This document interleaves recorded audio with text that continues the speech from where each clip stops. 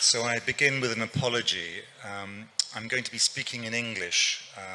My command of Lithuanian is pretty basic at the moment, so if anyone feels that they want their money back, now will be the time to leave and possibly buy the book, I don't know. It's great to be here. Vilnius is a fascinating city and in some ways brings to life some of the themes that I've been writing about for many years. This is a literature festival. I'm trained as an architect, so I don't really see myself as a writer of literature. I see myself more as an observer, a writer of long postcards, in which I try and describe what I've seen in the places I go. But I did think I would begin with this statement, which I found from George Orwell, who's not a secular saint. He treated his first wife rather badly, but he did have a few really powerful things to say about politics, and actually also in this remark here, which I will read in case you can't get the right size of it. In 1946, Orwell wrote this essay about culture and totalitarianism, and he suggested that poetry might survive in a totalitarian age, and certain arts, or half arts, such as architecture, and how cruel is that to describe architecture, this subject which so many of us give our lives to, as a half art, might even find tyranny beneficial, but the prose writer would have no choice between silence or death. And that makes one think really about how many heavy burdens architecture and architects find themselves being involved with, and the loads that they carry, and that series of misapprehensions about the role of the architect, who can be seen as the central figure in this drama of building, or can be seen as a servant. And this is, I find, such a poignant image of Minoru Yamasaki, the Japanese American architect who had two posthumous catastrophes in his career. He designed the Pryor-Igo flats in St. Louis, which were dynamited, which allowed Charles Jenks to suggest that modern architecture ended on that day when they were blown up, somewhat misleadingly. And then later, of course, the tragedy of the Twin Towers, an attack on those two buildings, which were, on the one hand, so simple, they were refined pieces of minimalist art, one could say, but came to stand as a symbol for something else, not a symbol which Yamasaki had created, and a symbol which an Egyptian-born architecture student, Mohammed Attia, a graduate of architecture in a Hamburg university, was one of the hijackers who plunged two aircraft into those two buildings. And these are burdens which buildings might carry, or roles that they might be forced to play. So for me, I did train to be an architect, but I realized very early on that it was my patriotic duty not to build anything. I was very influenced by that great architecture critic, Clint Eastwood, who once suggested that it's important to know your limitations, and I knew that I was both incompetent and impatient, so I became a writer instead, which gave me the chance, I suppose, to look at architecture not just as from a point of view of how things look, but also what they mean. And the more time one spends with that view of it, the more one finds some fairly complex characters pushing architecture forward. This, of course, is Saddam Hussein. And I first found this image in a newspaper. There's several versions of it, but it's actually this image of the dictator surrounded by his acolytes poring over an architectural model. And there's so many versions of this with so many different dictators. And but for accidents of history, all kinds of architects might have been implicated in this. This is a Venturi Scott Brown design for a competition for the Grand Mosque in the early days of Saddam Hussein's reign. Luckily for them, it was never built. How would they be seen now if it had been? And we're familiar with Churchill's dictum that we shape our buildings and then they shape us. Churchill was really smart about architecture, the architectural theatre of parliaments. He deliberately, when in World War II the chamber was partly destroyed by an incendiary bomb, he had the chamber rebuilt exactly as it had been, slightly too small for every member of parliament to have a seat, because he knew most of the time it would be half empty, so it would look less empty if it were too small. And when every member was in parliament, it would actually be a crowd, which would actually add to that sense of drama. He knew that he was, in some ways, an actor, manager as a politician. And there are some fairly simple-minded views of architecture that all it takes to make politicians behave better is to move the furniture around in slightly different ways. So this is the Edinburgh Parliament. Scotland voted to build its own parliament in 1997, I believe it was. And the very choice of Enric Miralles as a Catalan architect was, again, another clear signal of the idea that Scotland was trying to present itself as a modern, forward-looking state.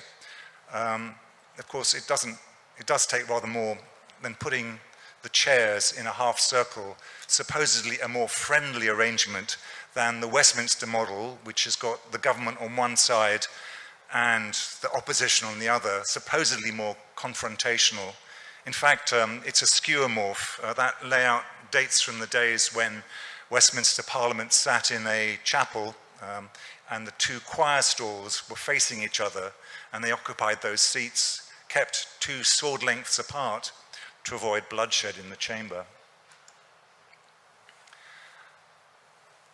I got very specific about this theme of how politics interact with architecture.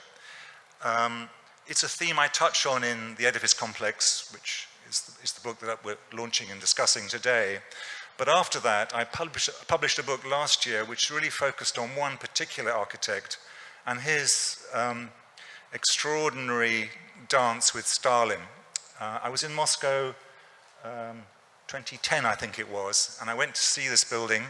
At that time, it still had the Mercedes star rotating on top of it, as if in mockery of the red stars on the Kremlin across the river.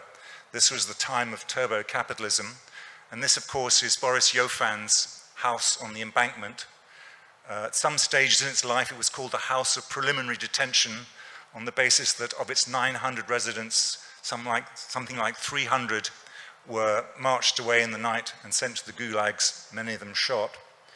It was, of course, in its day when it was completed in 1932, the lap of luxury. There was a department store, a cinema, a shooting range, a nightclub, the cinema, of course, and the elite who lived here, including Boris Iofan, its architect. He died in 1976, having designed the building and much else. His apartment hadn't been touched since then, and the family invited me to go and see this relic of the Soviet Union. And it was full of his relics, Lenin's head, the detritus of a system. Notice the figure of the worker in plaster. This was the model for one of his lesser-known buildings. This is the New York World's Fair of 1939. Joe the Worker, as it was described by the Americans, this amazing monument to Stalin in Queens on the edges of New York. How strange is that? And in that world, I just felt I wanted to know more about this figure, the psychology, the motivations of a man who was a dedicated communist, who was a not untalented architect, but who, in the interest of staying alive, did everything that Stalin asked him to do, or told him to do. And that was the price, I guess, of his reputation as an architect, of his career. What will one do in the same circumstances? Of course, we're so fortunate we don't have to take those terrible choices that architects in 1937 were doing when people were dying in their thousands and their tens of thousands. But in the end, Iofan was one of those complex careers in which he was destroyed by coming too close to power. Here he is on the balcony of the house on the embankment. in the white open-neck shirt, and he's looking out across the Moscow River you can just see in the distance the site of what was going to be his triumphant building, the Palace of the Soviets, the building that was going to be the tallest building in the world, that monument to socialism, the Vatican of Stalinism. And there it is, just beginning on the construction site.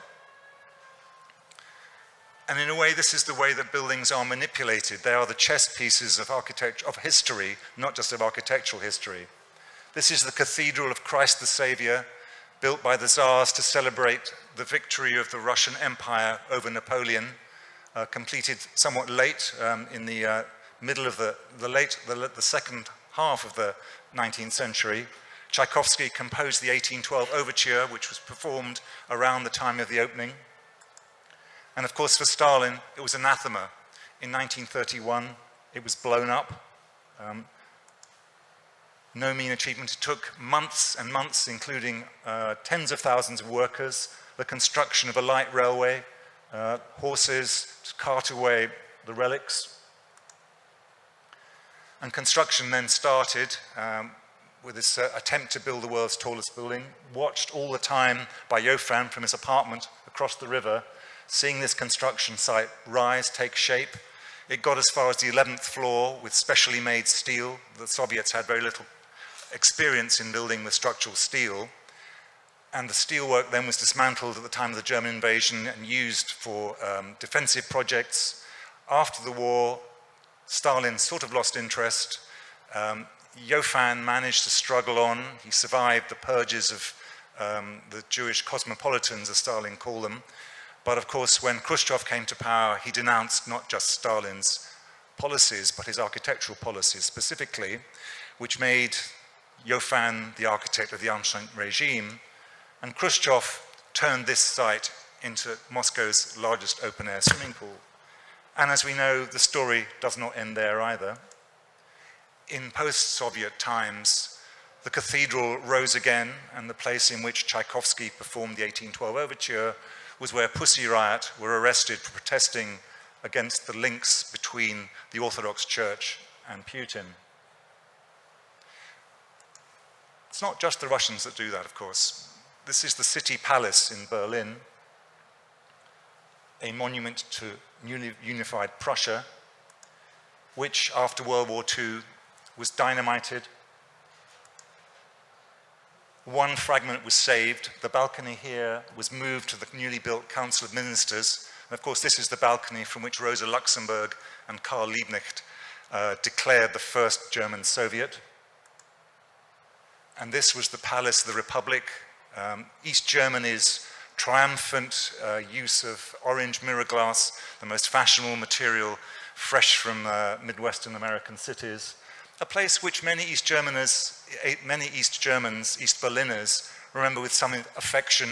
It was a place where you didn't have to use hard currency to use the bars. There was a bowling alley, a discotheque, and a tame parliament. And of course now this is the ultimate wallpaper magazine chic of that period of orange, and it's amazing how we've actually, genetically, our view of orange color has been totally transformed. And its most interesting period, I guess, was after reunification, when Germany decided the capital would come to Berlin, but it will go to the Reichstag, not here. So it had a new incarnation for some years as a place for installation art. But, as we now know, the Humboldt Forum destroyed that. So landmarks are temporary. They reflect a view of a political regime. And in this is the architect, the servant, or the leader, the originator. How is the balance of power there? Going back to Iofan, this was his high point, I guess. This is an extraordinary example of the Soviet art of lacquer box painting. As you probably know, icon painters after 1917 had to change their subject matter pretty quickly if they wanted to survive. And this is a box presented to Iofan when he won the Stalin Prize, the same year as Shostakovich. and it's showing his greatest hits. The American and the lower image is of the Soviet pavilion in Paris and the house on the embankment there. And Iofan's career was fascinating. He was born in Odessa in the late 1890s from a Jewish family. I suspect he had to sanitize his class record in that the Soviet dictionaries describe him as the son of a hotel hall porter, judging by the house in which he grew up, which looked quite grand and was in a building occupied by professors. He was more like a hotel owner or a hotel manager. Odessa at that time was on the edge of two particularly violent pogroms that followed Japanese victory over Russia, which saw hundreds of people killed in the streets of Odessa, and yet it had been one of the most tolerant and cosmopolitan cities in the Russian Empire, a place which had something like a third of its citizens were of Jewish origin, and unlike much of the empire, they were allowed to pursue any profession they liked. Odessa was first settled by Italians, Greeks, and had a French governor, Richelieu, who's at the top of these steps, and that was the background in which Iofan grew up. But unlike his brother, also an architect, he couldn't get a place at St. Petersburg at the academy, so he had to go abroad, like many Jewish architecture students. He went to Rome, where his professors were responsible for completing the Victor Emmanuel monument, and you can see the beginnings, perhaps, of the base of the Palace of the Soviets in this project. His architecture education was extraordinarily traditional. This is from his sketchbooks, which I was lucky enough to get access to. And there's something about architectural drawings which really give you an insight into an architect. I think that you can, as a writer, you can hide behind a typewriter, but a drawing is a very revealing insight into what people are really, what's in their minds. This was one of his first compositions when he got to Rome, clearly based on the Palladianism of St. Petersburg, where he'd been until that moment. After he graduated, he got a job with Armando Brassini, who, in a bizarre quirk of fate, was one of Mussolini's favorite architects, and that is Brassini to Mussolini's left, wearing a black shirt uniform, presenting Il Duce a scheme for a bridge across the Tiber, which actually was built. And Iofan worked for him for a year and a half. During that period, he joined the Italian Communist Party and married a half-Russian, half-Italian princess, one of whose sisters married the Tsar's nephew. He persuaded her to join the Italian Communist Party, and then in 1924, they returned to the Soviet Union. Iofan's first job, he was as a loyal party member, when Lenin's immediate successor, Alexei Rykov, was sent to Italy to recover from a heart attack.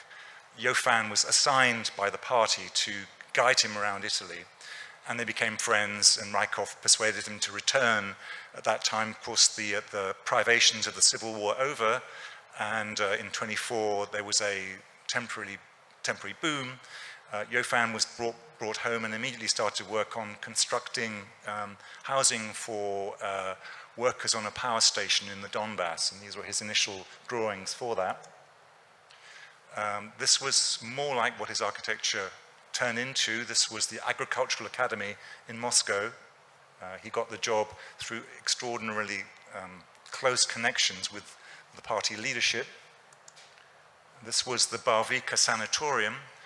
Frank Lloyd Wright visited Moscow in 1937, and Iofan took him here. And Wright, obviously rather naive about the Soviet Union, believed that this was as fine an example of a hospital as could be found anywhere in America.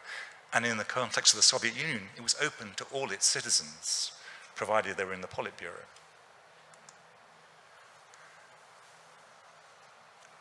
In a way, this is one of the most disturbing images. This is Stalin as the great builder.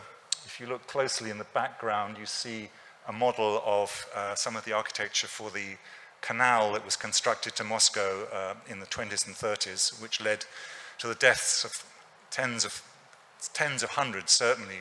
No one quite knows how many of its workforce who were basically worked to death. And in the background, you can see an image of the Iofan's pavilion in Paris for the World's Fair in 1937. And of course, Stalin had very strong views about architecture. He believed that the elite avant-garde were talking an abstract architectural language which the masses couldn't understand.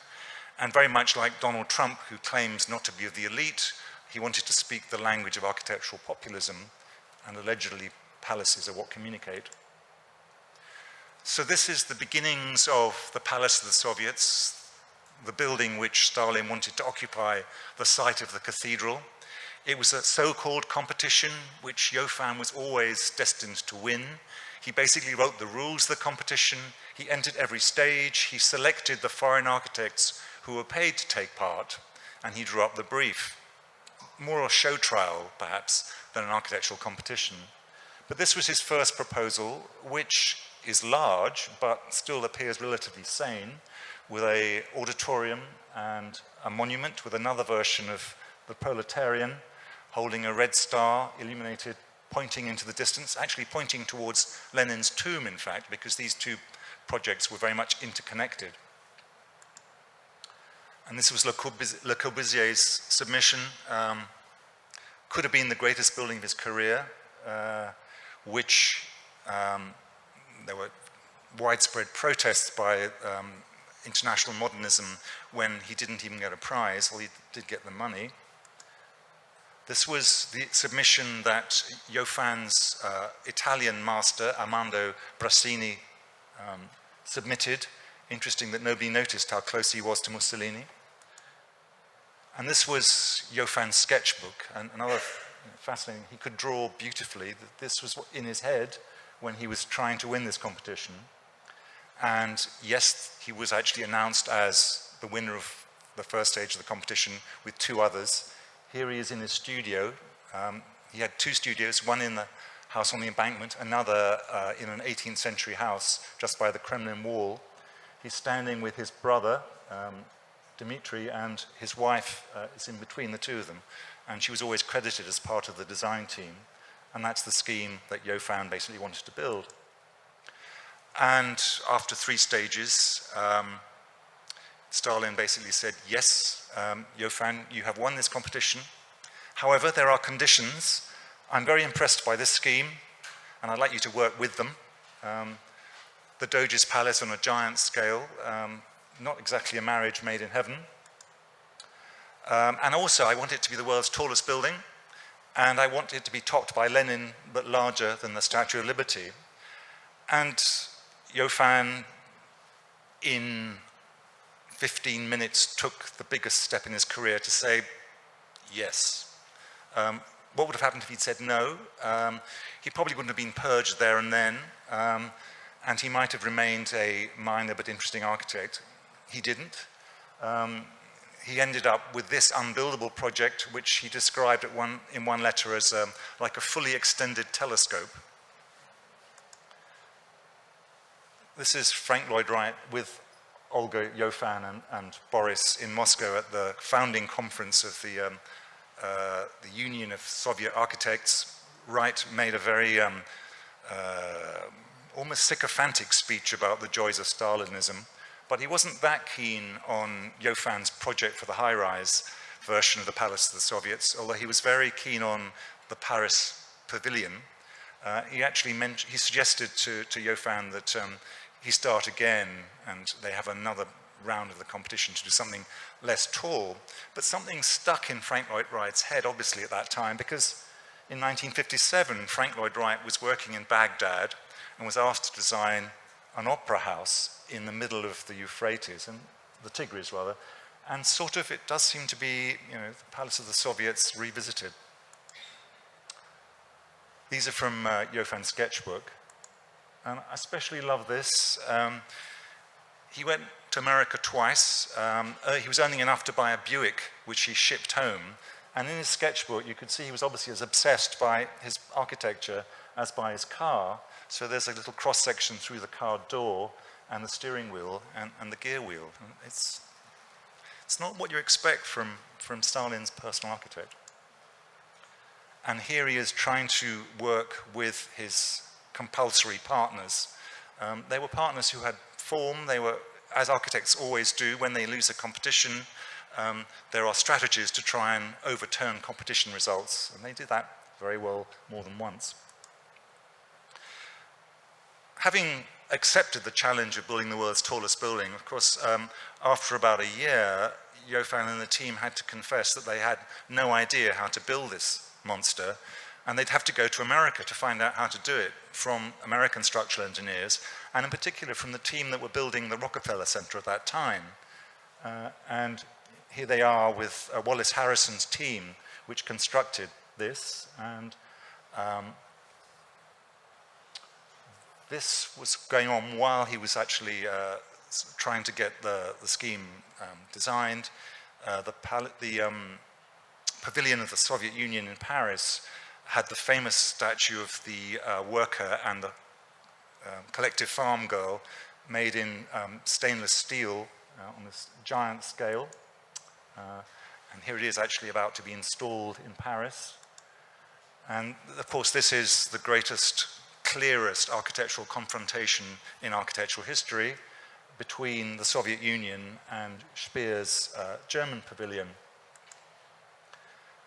Speer and Iofan were both smart enough not to get photographed wearing uniforms in the way that Brassini was, but here is Speer with the model, with Hitler, and you know, these are the kind of images that one really finds troubling. Some people think that architecture is used as a vehicle of statecraft, that you build buildings to oppress, to demonstrate authority, to subdue a population.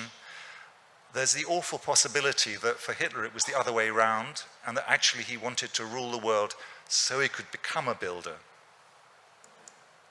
The idea of Hitler in his last days in the bunker being consoled as the Soviet army was closing in on Berlin, he was consoled by visits from not Speer, but his other architect who was building or designing his planned tomb for Linz and the museum which was going to display all the art looted from around Europe. The idea that he was doing that in his last days is a deeply disturbing image. So here is that confrontation. It's a complex building, and in some ways you'd have to say that the Soviet pavilion was a transition. Iofan is always seen as being the battering ram that killed off the constructivists. But in fact, the interior is a much more complex mix than that. There are elements of suprematism about this staircase. If you look at the architectons on this staircase, and I also tend to see that image of the Potemkin steps from Odessa in the way that the pavilion has this staircase. In the case of Paris, of course, it wasn't an effigy of Richelieu, the governor of Odessa. It was Joseph Stalin. And this was the German pavilion. The exterior was Speer, the interior was another German architect from Munich, in the most kind of bourgeois Biedermeier style. But in terms of content, of course, the Soviets had a license-built Ford, which Kaganovich, who was in charge of the Soviet car industry, had to admit was causing traffic accidents in Moscow because it was so poorly assembled, while the Germans managed to have the land speed car record-winning car from Auto Union in their pavilion.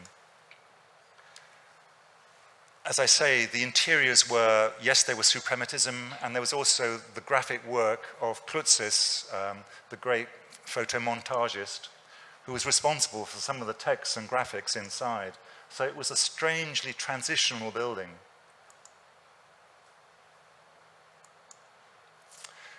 And let's not forget, this was the same World's Fair at which the nationalist and government, the Spanish Republicans and the Spanish fascists both had pavilions. Picasso painted Guernica for the loyalists.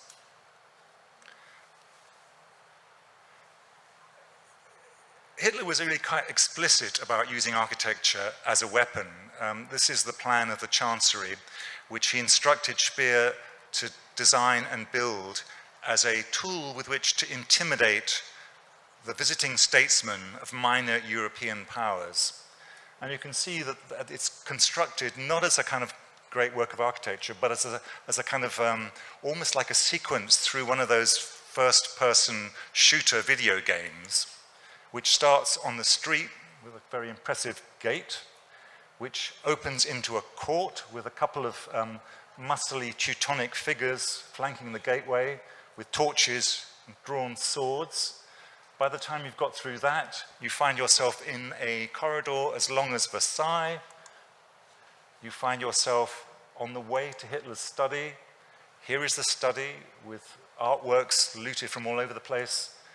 And this is where the president of the Czechoslovak Republic, Emil Hácha, came to plead for a stay of execution on the verge of the invasion of Czechoslovakia by the Germans, unsuccessfully. By the time he got here, he was so exhausted that he had a heart attack and had to be temporarily revived to sign humiliating peace treaty terms.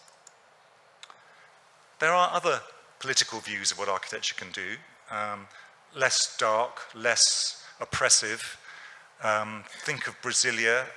This is Kubitschek, the Brazilian president who was Niemeyer's great client, first as a mayor in the province of Belo Horizonte, where Niemeyer got to build his first independent works, a casino, various housing projects. And then when Kubitschek became president of Brazil, during the election campaign, he promised to implement the constitution of Brazil, which had in it a provision for several years, but everyone had ignored it, to relocate the capital, to move from the coast into the interior of Brazil as a clear mark that Brazil was no longer looking back to Europe, that it was no longer about the coastal elites, but it was its own entity, independent and free, and the capital will be in the center of the country. Or you can think about Ataturk's coming to power in modern Turkey after the collapse of the Ottoman Empire. Ataturk, though he was actually born in what is now Thessalonica, was the embodiment of modern Turkish nationalism. In some ways you could describe him as an art director as much as a politician, in that he abolished Arab script and had Turkish written in a Latin alphabet. He imported German and Austrian architects to build a new capital in Ankara. He imported a French town planner, Prost, to replan Istanbul, to give it something like the Champs-Élysées, to remove some of the accretions around the Topkapi Palace, which of course in itself is a building which began as a Christian cathedral, became a mosque, and which Ataturk turned into a museum. And the later generation of Turkish leadership, Erdogan, who saw himself as reincarnation of the Ottomans, built himself this not unsubstantial palace in Ankara, and also had demolished the Ataturk Cultural Center in Istanbul, which Erdogan saw as an uncomfortable reminder of a secular version of Turkey. And here is Donald Trump with Philip Johnson at the foundation stone laying ceremony of what was meant to be a television city on what is now part of the old Hudson Yards railway site in Manhattan. The project never happened, but for a moment Donald Trump described Philip Johnson as the world's greatest architect, and Johnson, never a man to leave flattery unflattered, described Donald Trump as the greatest developer in the world. Walt Disney loved town planning. There was a moment during the Second World's Fair in 1964 in New York when he and Robert Moses toured the General Motors Pavilion, and that was the time when Disney had the idea of building the Epcot, the experimental prototype community of tomorrow, which was his vision of the future, a sanitized city with monorails and atria, not much of which got built. But Disney later on became an even more excitable patron of architecture. Michael Eisner built Euro Disney in Paris, shipped in Frank Gehry and a range of other architects. Or the now King of England, in his days as Prince Charles, decided that it was his mission to chastise Britain's architects. He was tasteless enough, of course, to famously describe them as having done more damage to Britain than the German Air Force, and tried to build this as his response to that, a new town of 4,000 people. Or Rem Koolhaas, as a young man, here with Wallace Harrison, the architect of the Rockefeller Center. In many ways, Wallace Harrison had a career parallel to that of Iofan. They knew each other, they saw each other's buildings, but Harrison was fortunate enough to work for Nelson Rockefeller and built Albany's state capital for New York State, whereas Iofan had a more problematic client. And this is Rem Koolhaas in the days of writing Delirious Manhattan with Harrison towards the end of his career. And of course, as this radical figure, Koolhaas went on to build Central China Television, a building which some people think is problematic in that this is the headquarters of the world's largest broadcaster, which tells a lot of Chinese people what to think. And here we are in Saudi Arabia, the line, as it's called, or Neom, this new city which is envisaged as being 125 kilometers long, parallel rows of 500-meter high skyscrapers, home to 9 million people, built on top of a high-speed train line which will get you from one end to the other in 25 minutes. Is this possible? I don't really believe it is. Fragments might get built, but it is at the moment being constructed by the cream of architectural culture. Rem Koolhaas, David Adjaye, Tom Main, I.M. Pei, Wolf Pricks, Peter Cook. Why are they doing it? Do they believe this will actually get finished? Or is it, as I once cautioned myself to say in print, not unlike a heavy metal rock group from the 60s reforming to play in Las Vegas for the sake of their pension funds?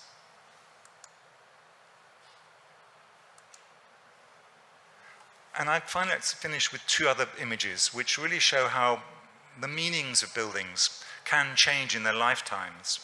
So this is Stalin's gift to a grateful Polish nation, the Palace of Culture, which of course when it was built was completely seen as a colonial imposition, but which in today's Warsaw has actually become somewhere different, a place in which hipsters hang out in jazz clubs and they're still allowed to smoke, and it's become a sign of something else. And this is another, even more extraordinary example of a building whose meaning has changed 2 or 3 times in the course of its life.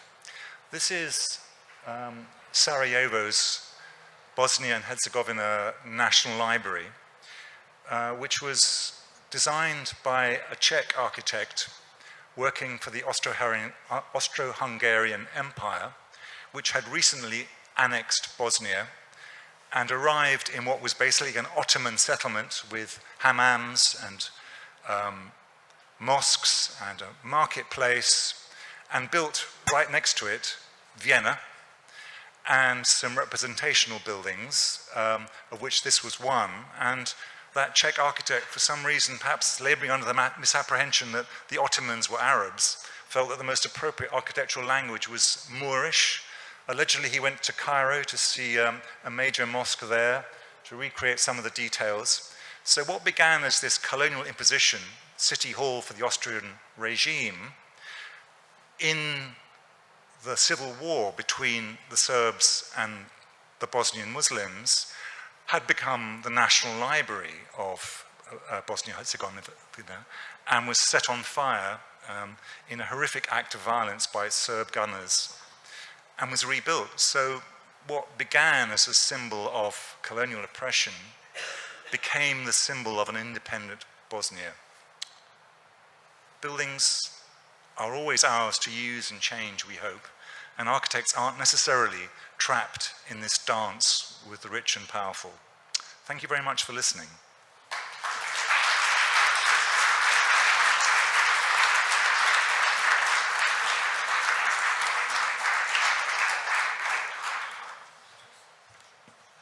Okay, I invite on the stage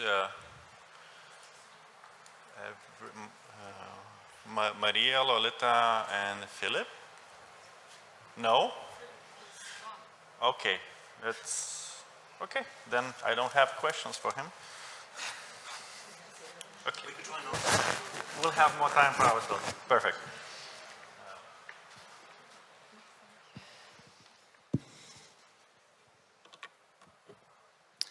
Hi, everybody. I didn't introduce myself.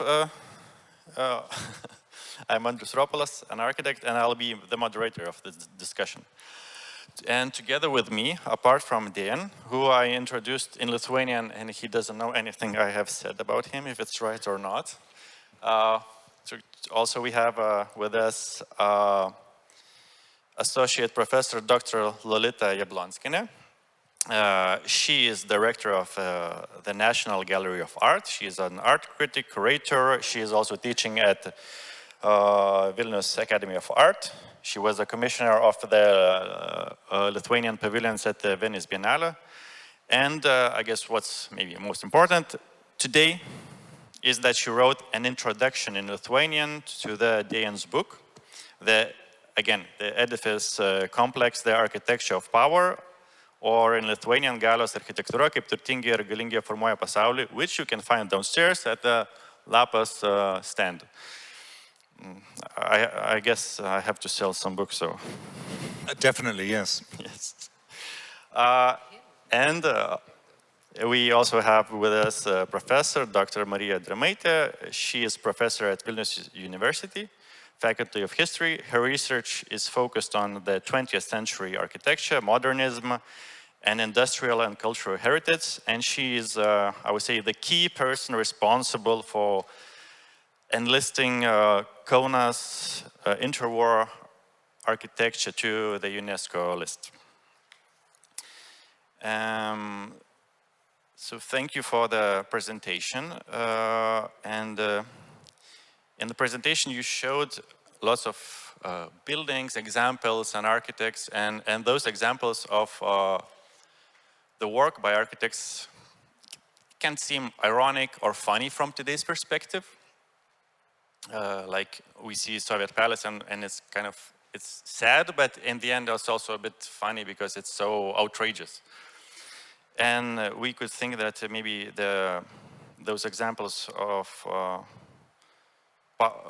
showing power of architecture are like that, but maybe there's some examples of architecture which are showing the power of architecture which you like, which you would say this is a good architecture. It represents what I'm talking about, but it's also a good piece of architecture.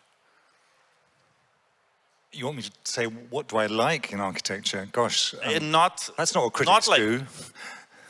I know, it's a very bad question, but... No, I don't mean to be impolite. I'm saying it's a very uncomfortable question for you. No, but I'm putting you in a bad position, I guess. Well, I guess that you, I mean, if you say what you like, then you're really missing you're not talking about the project. You know, to me, the idea of writing about architecture is to try to understand, to explain, to analyze, to understand how something happened and why it happened. And the like, not like is really a different kind of conversation. You know, it's like talking about nutrition, which is not the same as talking about what you want for dinner. Okay, I will not push this question on further. I mean, some buildings last better than others. Let's be honest. Yes. Some buildings. You know, there's a strange phenomenon. Every generation succeeds by trashing its parents. Yes. Every generation looks back at the recent past and decides that it's terrible and contemptible and should be removed and replaced with something more interesting and more contemporary. And then, of course, that generation also gets trashed by its successors, who discover the things that their parents hated. And I guess what you could say that's happened with the 1920s here is that that's suddenly been, not suddenly, it's been seen in such a different way. You could say that brutalism, which is the most overused word and has extended to almost every kind of architecture from that period, was once seen as being terrible and soulless and grey. And in the last 20 years, every bookshop that specializes in architecture has a brutalist guide. And in the same way, 19th century Victorian architecture or Art Nouveau or Art Deco were all once seen as being deeply unfashionable and not interesting. And now we see them in such different ways. So maybe there's two things going on. That there is that cycling of fashions, which makes us see things differently. And then are there some things which, in absolute terms, you can say are not good? Maybe you have to analyze them in terms of what their ambition was. So if your aim is to show that you're going to build the 1,000-year Reich or the Vatican of socialism, and it failed so miserably, I mean, that would count as definitely an unsuccessful building.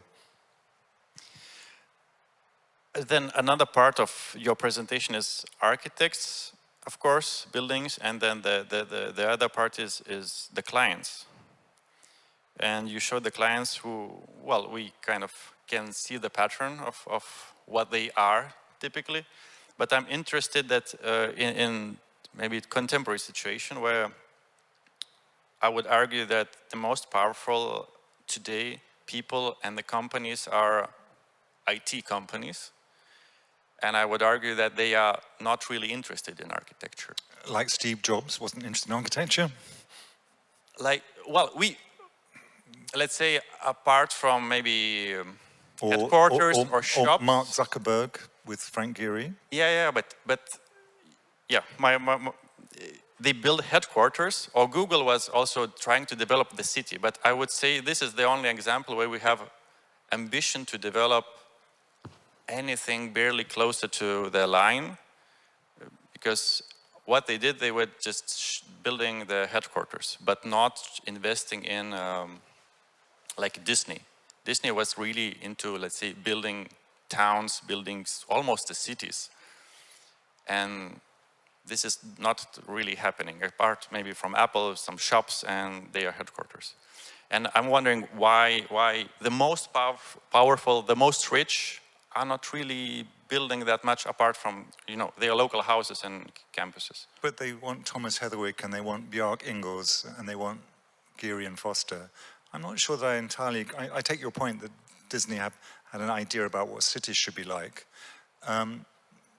Maybe it's more Elon Musk is actually rebuilding our cities because he wants cities that you can navigate a self-driving Tesla in, and places like the old town in Vilnius are not going to work like that.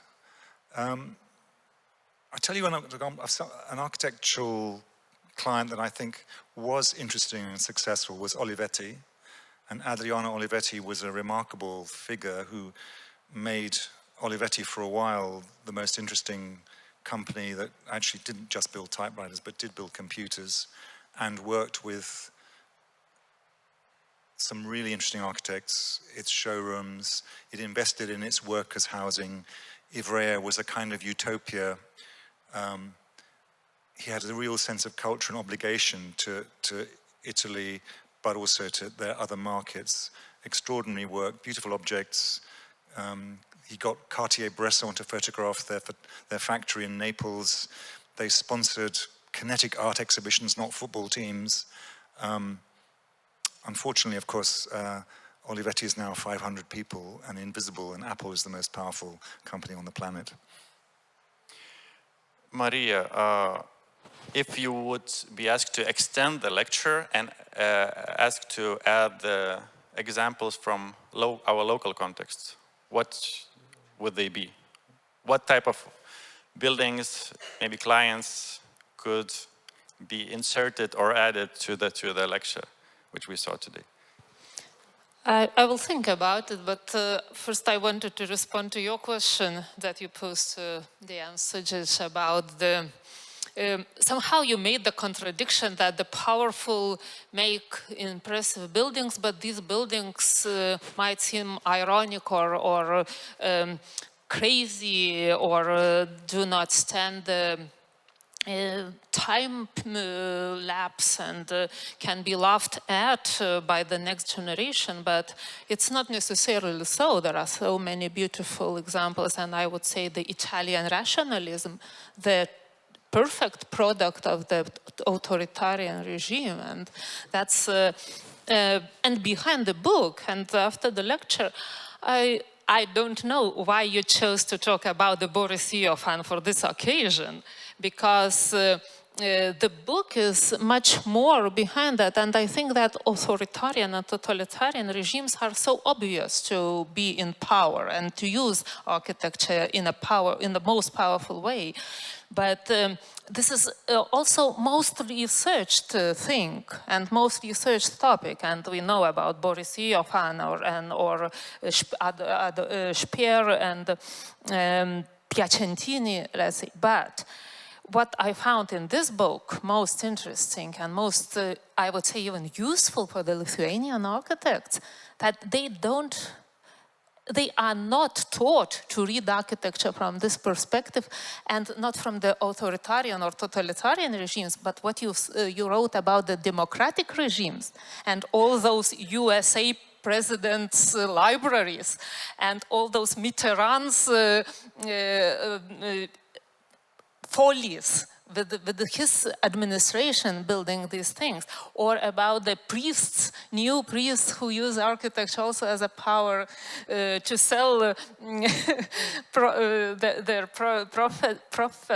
prophecies. So I think it's much more and much broader thing that you are covering in this book and going global, and you show that it's not only the product of authoritarian or totalitarian regime, and it's not only product of the beginning of the 20th century.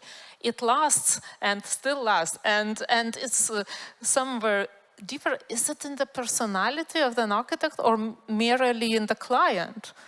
For me, it was the book about the commissioner, about the commissioner's visions, about the commissioner's desires, when he finds somebody to implement it.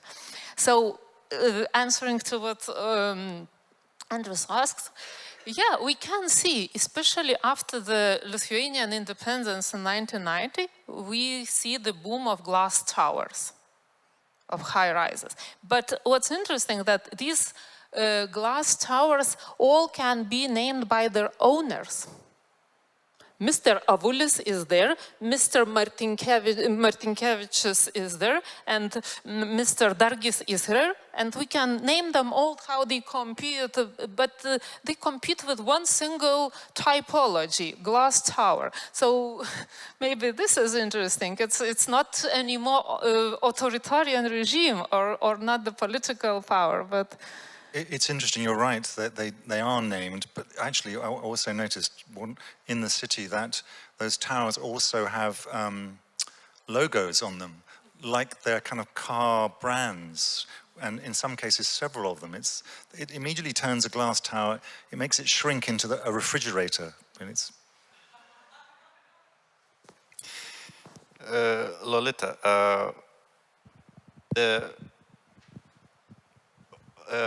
Maria already dropped some names here. So maybe my question is should be a bit different, but I will still ask it. We are today talking about the architecture of power, but I would argue that there's also such a thing as our art of power, probably, where you try to present your power through art.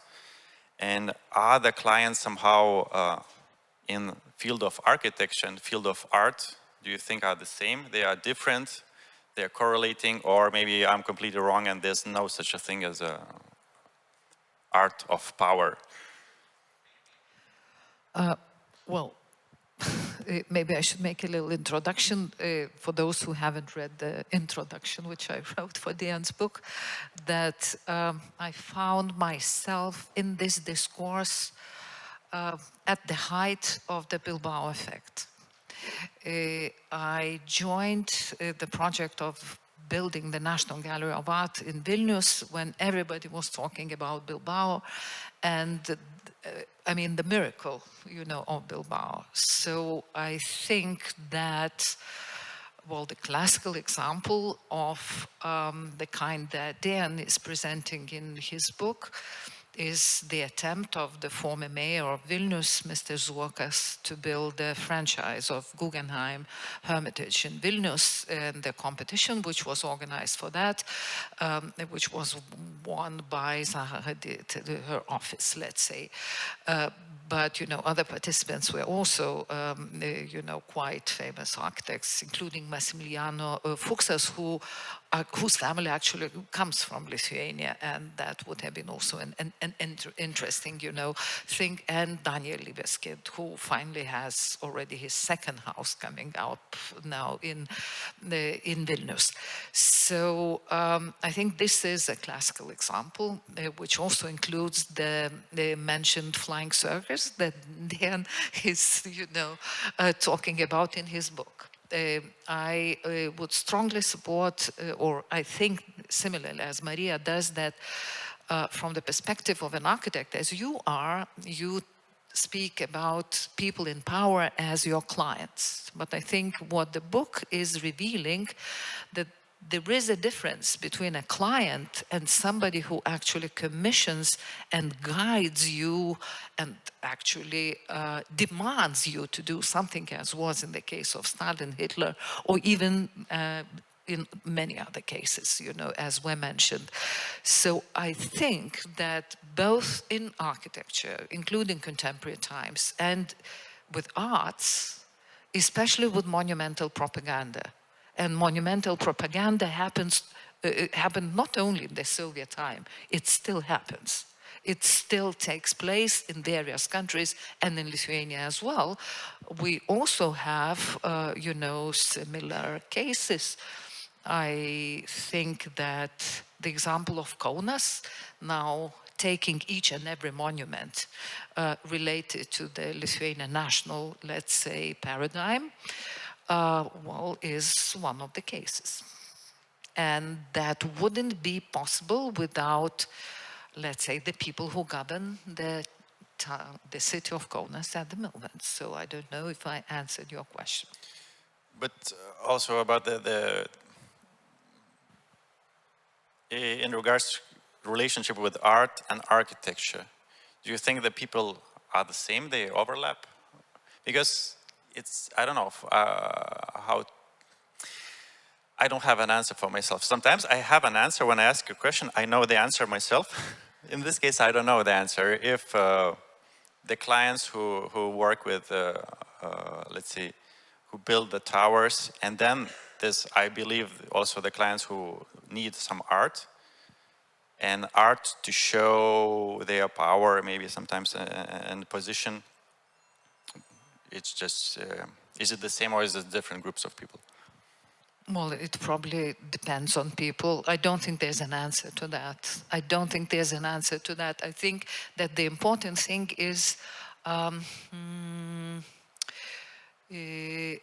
what people wish to represent, that it strengthens their power. Just if they have the aim to show themselves as, or show off as powerful. So if some propaganda artworks or some building works, anything goes. So Lithuania is so small that we basically only have, you know, people to be counted on to, you know, the hands. So these are probably the same people, even if we think that they are not.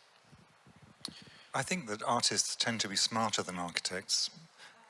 They're more skilled at not being pinned down, and they have the advantage of also doing things which are useless, and we value useless things more than we value useful things. And so art, you could say, is like magic or religion for our times. And architecture has this burden of utility. I was thinking while we were speaking actually about the Olympic Stadium in Beijing, which is an interesting example of architects with the sophistication to understand that they can't provide a box for art. They have to have the confidence to actually allow an artist's vision to infect and transform their way of thinking that project. Having said all that, of course, Ai Weiwei has said he wished he hadn't been involved with it, but it's a really interesting example of a project that can do that. I once found myself in Qatar trying to do what you're doing, a moderation between Jean Nouvel and Jeff Koons. I don't recommend it.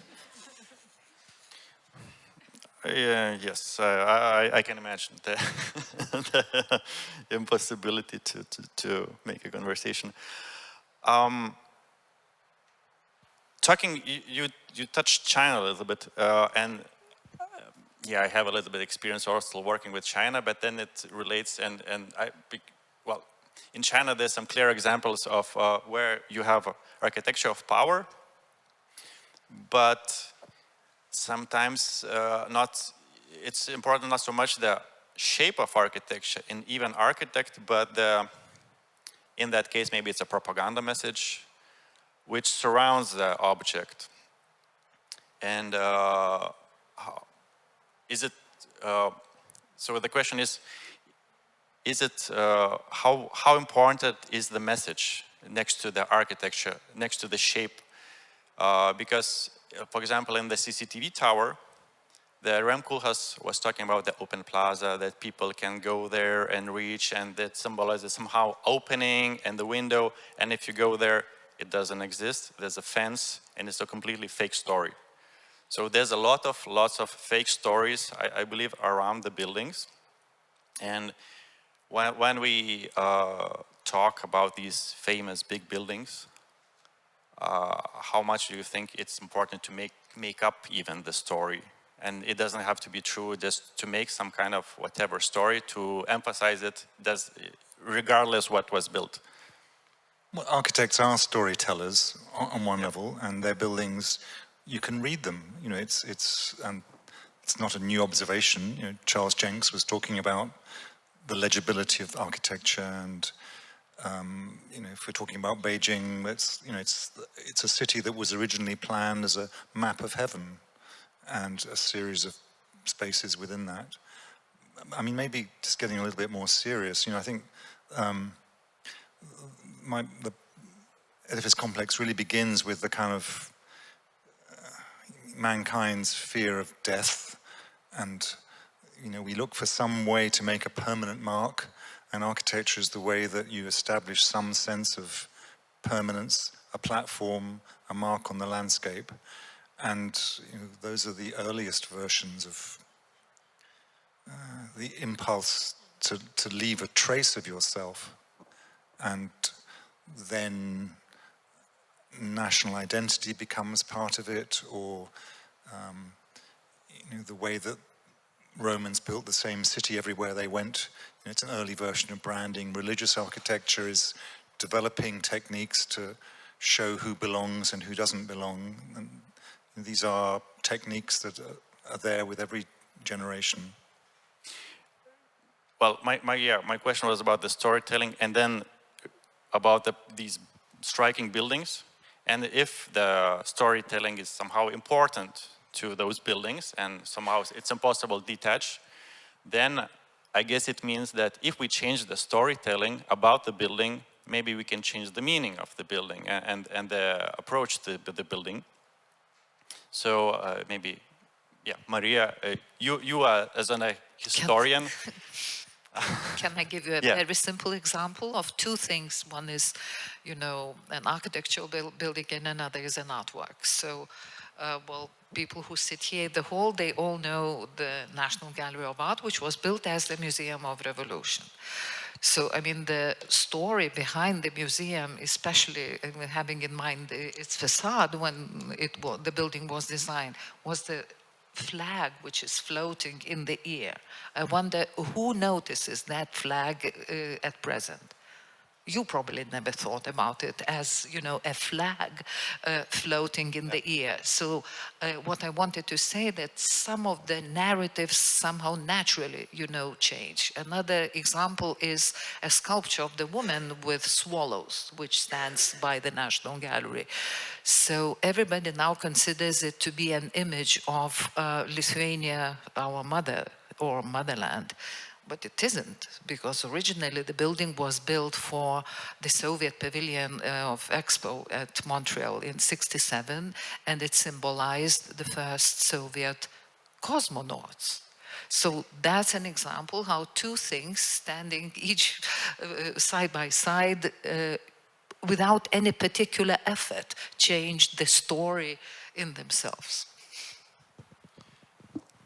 And you can easily interpret abstract art and modernist international style building in how it is needed according to the situation.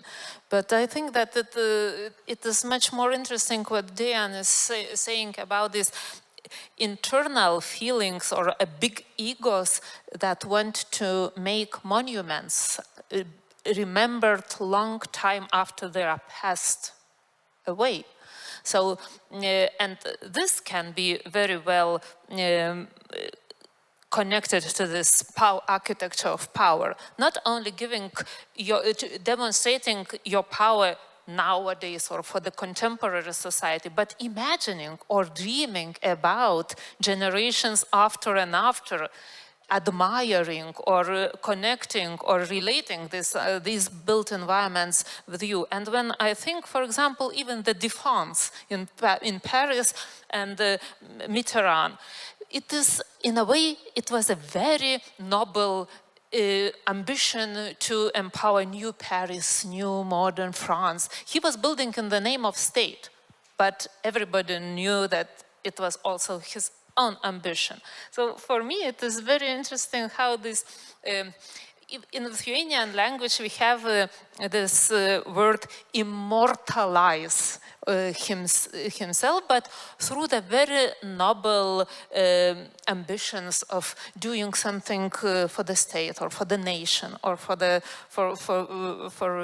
bigger audiences or bigger ambitions.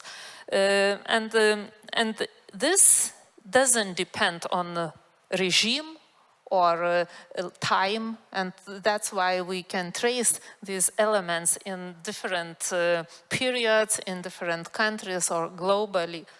So I think this is interesting. You said the word immortalize, which normally I imagine we would see as a negative, probably.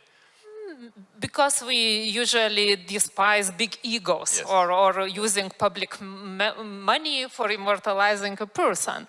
But I think what you have also, Deyan, showed in the presentation, that these are very illusionary too, that these buildings can be very quickly changed, destroyed by other powers, other people, or renamed or reused for completely different things. And then these builders can be erased from the memory. So this is the biggest threat to their ambition. Yeah, those Greek and Roman temples which became cathedrals, for example. Or there's, in Cordoba, there's a building which was a 11th century Christian church which was turned into a mosque, and the mosque is now inside a cathedral. Those kind of layers are so interesting. But also we're talking about changing, and maybe it can be destroyed, but if we have architecture which is architecture of power, maybe immortalizing something very clearly, and if we have it, let's say like this, unchanged, we again see it as a bit negative, I guess. But isn't it at the same time, you know, a presentation of, I don't know, Eiffel Tower or something, or La Défense is in the end becomes also something which unites maybe community, country, gives identity, shapes identity, and maybe they are necessary to have. Even if on ideological level they are, let's say, not cool, because we want democracy, we want pluralism, but somebody came, somebody built, and it's a symbol, we give it a meaning, and it somehow becomes a positive. I mean, the most banal symbol of democracy is transparency. You know, why do we think that a glass box is somehow more democratic than a stone box? It's, you know, it's too literal a metaphor.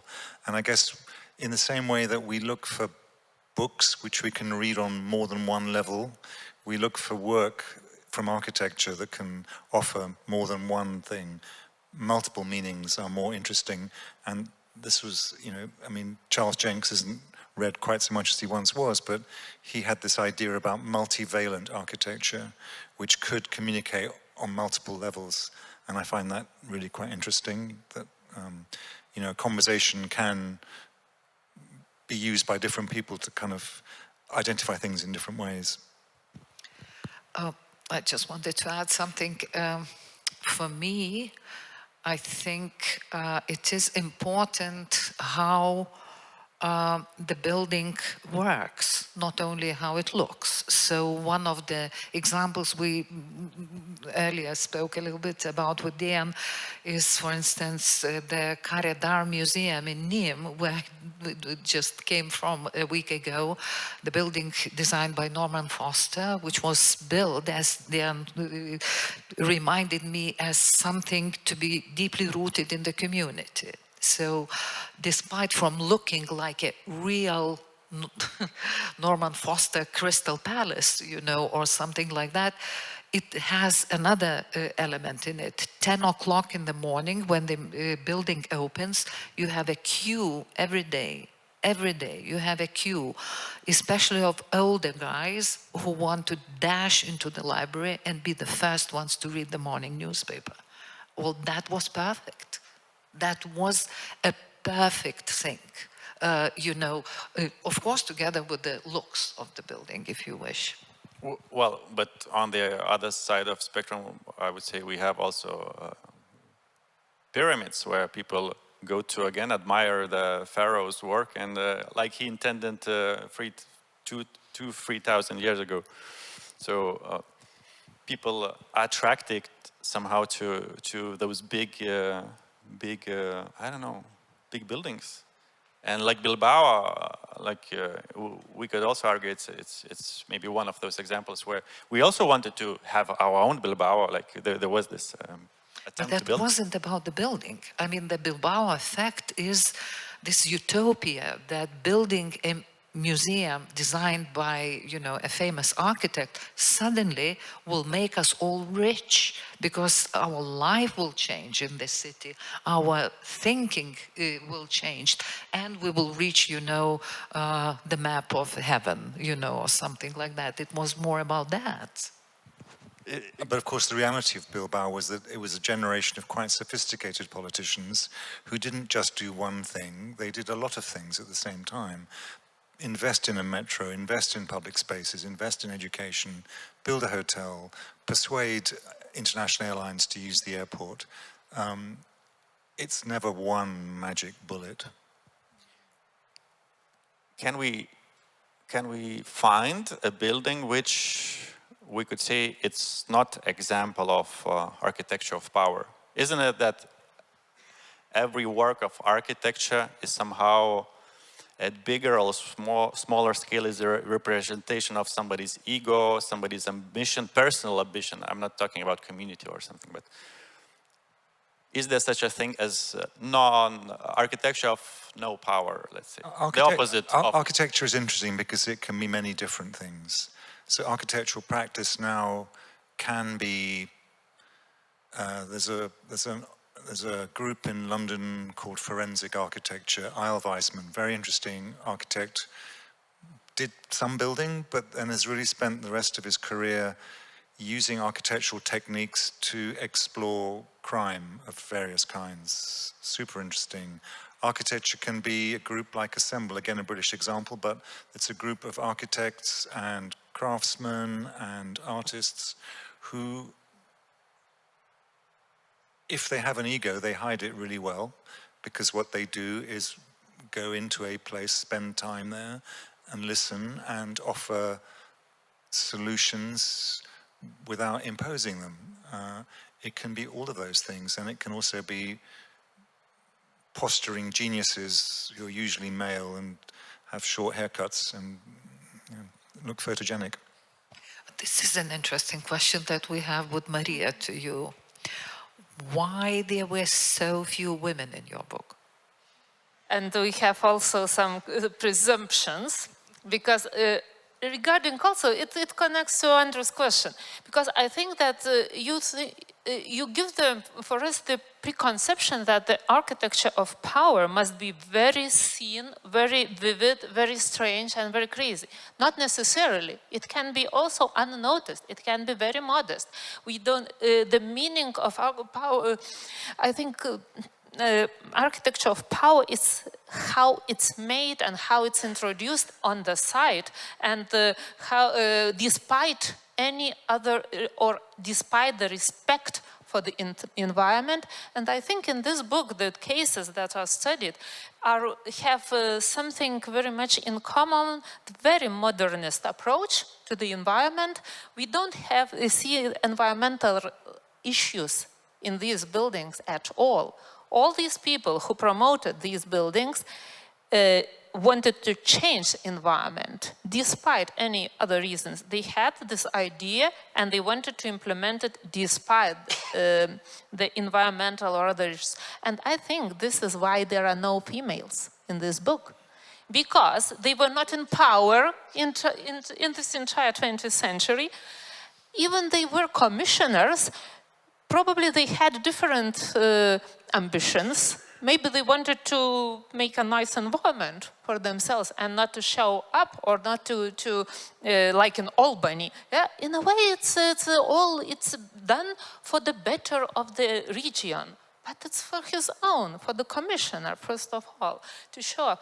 So I think my presumption would be that even if the big female commissioner wants to do it, maybe her ego shows up in different things than in a big glass skyrise destroying entire environment around him. The symbolism is not subtle. No. Well, of course, you're right. Most of the figures that I describe in the book are male, and I don't think that's my being. It's not that I'm ignoring the fact that there are many gifted women architects, but this particular subject is what. Yeah, that's what I mean. They were not in the milieu of your research. They were not in power. They were not ego commissioners, and they were not usually hired to implement those ideas, except probably for Zaha Hadid. But there's Imelda Marcos, who's mentioned in the book. Yes, Imelda is in there, it's very true. And I mean, I could have talked about Catherine the Great, but didn't. Different period, but still. I mean, Hadid, of course, never really wanted to be called a woman architect or an Arab woman architect. She was an architect. Audience, any questions? If not, okay, yes. Do we need a mic?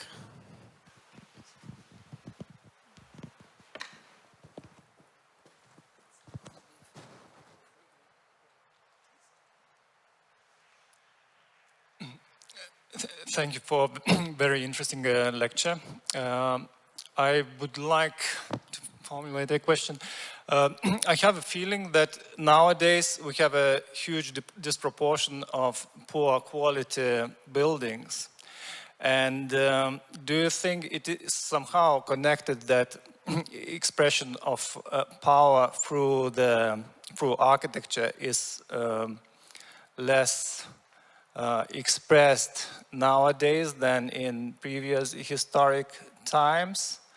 Or is it that a usual person in every age would have similar feeling like I, that there's too much of bad architecture around?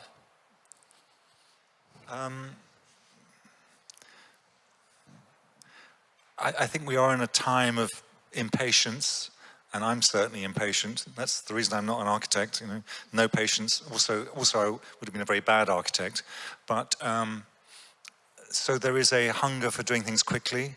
The political system wants to see something happen in the democratic system within the next election round. So, and I talk about Britain because I know it better. There are parts of Britain where social housing has been built and demolished 3 times in one generation. Because if, the 19th century tenements, which were called slums, were destroyed to make way for modernist slabs, which were destroyed to make way for low-rise housing, which in some cases has also been seen to be a failure. And that sense of we're in a hurry to show we've done something is not the way to produce work of quality. I think trying to work with things becomes more and more important. I mean, basically, we shouldn't knock anything down at the moment in terms of a climate emergency. We should try and work to save absolutely everything, because no matter how sustainable the materials you use, no matter how low embedded carbon your new building is, you're starting in the wrong place if you demolished a building. So we're in too much of a hurry. People want things quickly. We're doing things faster and faster. These aren't the way to produce reflective buildings, but we're also at a time when we've got lots of big problems. And maybe we've lost the sense of understanding how to plan difficult things. Democracy brings with it difficulties as well as advantages. We have a shortage of homes in Britain because nobody wants to have those new homes built in their backyard. We have an impossibility to build high-speed train lines because nobody wants those trains in their backyard. You know what I'm saying here?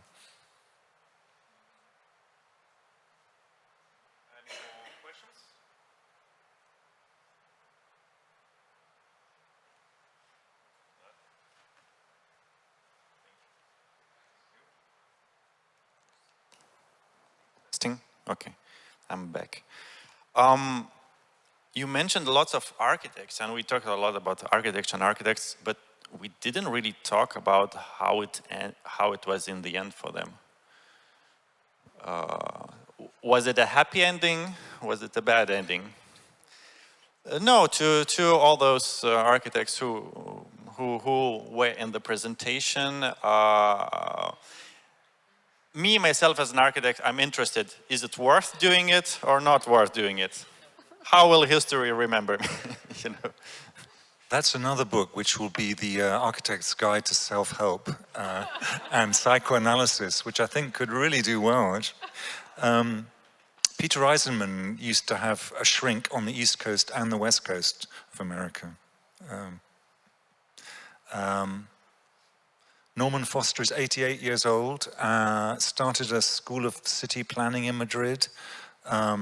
He's a United Nations ambassador for cities. He's got an office of 1,500 people. He seems quite positive. Louis Kahn dropped dead in the men's room at Penn Station on the way back from Bangladesh. Nobody knew who he was for 3 days. I think it's rather hard to generalize here. But actually, of course, I mean, if we're being serious about it, architecture is something which is not a job for a lot of people. It's a living, it's a way of life. You wear a uniform, a certain language, certain assumptions, and I think that's a privilege.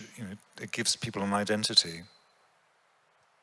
And in one lecture, not today, but you also, it was very interesting for me, you mentioned like we know Philip Johnson somehow, let's say maybe 20, 30 years ago, it was looked in one way. Now it's a little bit more controversial becoming. It's changing. And in one lecture, you also mentioned that about Mies, that he made one very interesting sketch with one interesting flag in the background, and you mentioned that he was very lucky that one person didn't like the sketch, because his career would have been, and the history would remember him very, very differently. So I guess it's also a matter of luck for some architects. Maybe you want to expand what I'm talking about. Well, luck is important for everyone, isn't it? But yes, I mean, there's some people that you don't really want to build for if you're smart, and Mies was fortunate enough not to get selected to build the Brussels pavilion, which was another version of the Barcelona pavilion. Personal research I really found myself slightly horrified by was Hannes Meyer, the second director of the Bauhaus, who, after being fired for various reasons, including a communist cell in the Bauhaus, went to Moscow. And he went to Moscow with his wife and his secretary, who became his lover. They had a child. In 1936, Meyer realized that foreigners in Moscow were in danger. He left with his wife, leaving the lover and the son. The lover was shot. Son spent the next 40 years in Siberia. Meanwhile, Meyer is in Mexico writing lavish praises of the joys of the Soviet Union. And that is bad. Maybe it's also related to this question, what you just said. Of course, it's impossible to answer, but why do you think Iofan said yes when Stalin asked him to design like you said, this 15-minute pause, and then he stepped up and... Again, you know, it was a terrible period, but you find people that give you some sense of hope in that period. One of Iofan's clients was a physicist called Kapitsa, who was a student and a doctoral student at Cambridge, brilliant scientist, and made the mistake of coming back for a conference in Moscow, never allowed to go back, but the reward for staying was that he got Iofan to design a laboratory for him, and they became friends. But Kapitsa had the courage, when his deputy was arrested by the KGB, to go to demand his release, and successfully got it. And small acts of courage and resistance and what make you feel a bit better about that period. If there's no more question from the audience, I have one question for all of you, which is, do you think, did we learn anything from the past?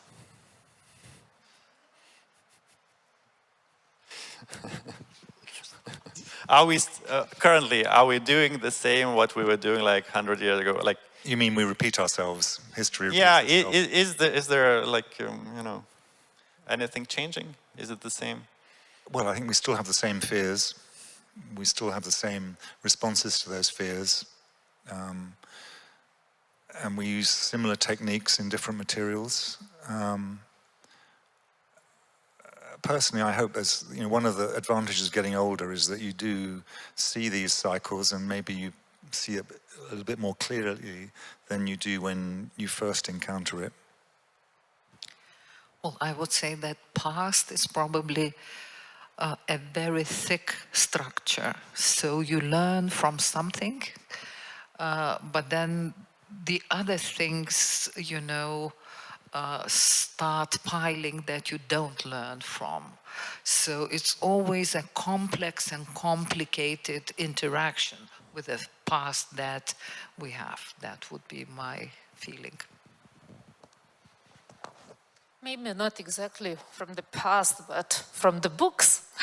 We can, I will use my opportunity to promote this book again, especially for the Lithuanian readers and especially for architects, because I think it's a very good food for thought, and in this book, it is written, it's a different discourse that Lithuanian architects are used to read about architecture. It's not from the perspective of architect as almighty creator, not at all. I think this is an eye-opener, this book, showing how many other agents actually demand demand and require from the architect. And to see architect from other perspective, that architect is actually a client.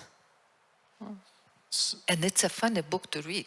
Yeah, absolutely. Perfect translation, I would say.